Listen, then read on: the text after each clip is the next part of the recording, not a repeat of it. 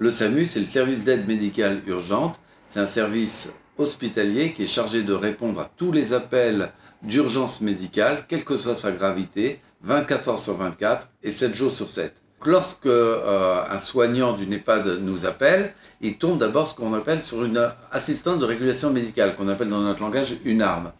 Ce premier interlocuteur est chargé de prendre à la fois le motif de l'appel, mais d'une manière assez grossière, et les coordonnées de l'EHPAD, l'adresse, le numéro, les codes d'entrée, l'étage où se trouve le patient, le nom du patient, le prénom du patient, l'âge du patient. Tous ces éléments, même si on a l'impression que ça fait perdre un petit peu de temps, sont fondamentaux pour l'arrivée des secours.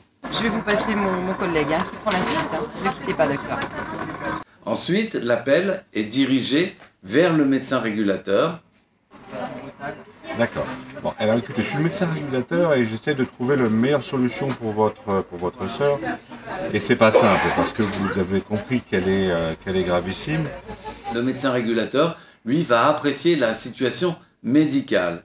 Et à ce moment-là, le soignant doit absolument donner des renseignements médicaux. Et c'est pour ça qu'il doit avoir une évaluation de la situation avant l'appel. C'est quoi les renseignements médicaux? C'est les constantes vitales, la pression artérielle, la saturation, savoir si le patient est sous oxygène ou pas sous oxygène, l'état de conscience, s'il est conscient, s'il ouvre les yeux ou s'il est inconscient, est-ce qu'il est douloureux et quel est le motif principal de l'urgence médicale. 100%, il n'y a pas de signe de détresse respi. Toute cette panoplie d'urgences doivent absolument être bien décrites pour que le médecin régulateur puisse avoir une réponse adaptée. Pour l'accueil de l'équipe médicale, il faut absolument préparer un certain nombre de documents. Tout d'abord, le degré d'autonomie du patient.